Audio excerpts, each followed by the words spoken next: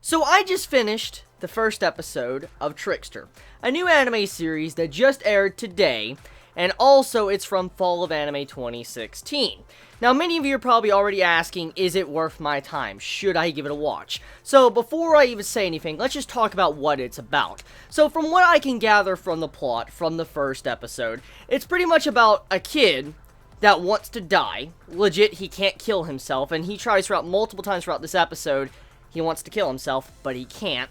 And then you have it to where there's some form of main antagonist, 20 faces, that's causing problems, which we don't get to see a lot of information about that, and it's just causing a lot of hell throughout the episode. And so that's kind of what the main plot of the episode was about, alongside of our main male character chasing down the immortal boy that wants to kill himself. That's literally what the episode was about. So mainly character introductions of Trickster, which, to be honest, it didn't really handle the character introductions personally that well if I had to really get into it, because I mean, look, the personalities of the characters, I wasn't really engaged enough to really care. I wasn't really engaged enough to really care about the immortal kid that literally wanted to die, because all I saw throughout this episode was a kid that literally was being edgy. Very, very edgy. Like, this series was being very, very edgy throughout the entirety of it. Like, let's just talk about the first 2 minutes, okay, of the fucking episode of Trickster.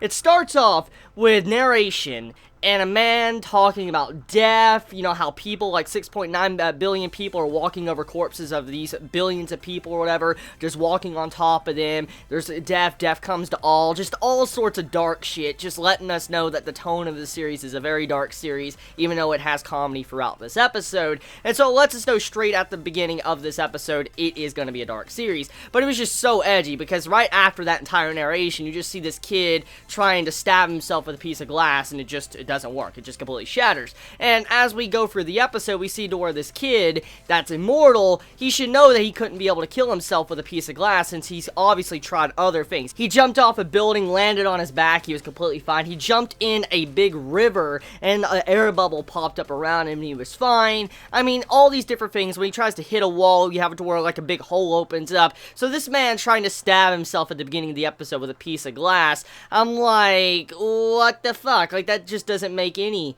sense at all, because I mean, he should know he can't kill himself. And even then, how did the man manage to grab the glass in the first place? Because I mean, look, throughout this episode, anytime someone tried to throw something at the man, something dangerous, that like orb or whatever's around him would completely slice it like it's nothing, and then it wouldn't exist anymore, like it'd be completely deflected away from him. So how did the man manage to grab the glass that was sharp and deadly and bring it that close to him, when we clearly saw throughout this episode that there was some form of radius around him that was completely protecting him? So a lot of questions I have about that. So when it came to the abilities of this immortality, nothing was explained, but granted, this is the first episode, so we shouldn't expect everything to be answered with the first episode. I'm just saying, when it came to the overall presentation of the tone of the series, it tried to be edgy for the sake of being edgy, and allowing us to know that this series is going to be dark, and maybe if you're into, you know, the dark tones to edgy type stuff, you might love this series. But personally, overall, the start, it was okay. It was an okay start, but it was nothing fantastic. It was nothing like, holy shit, I need to watch the next episode next week on Monday. It was so fucking good. No, I can't say that. But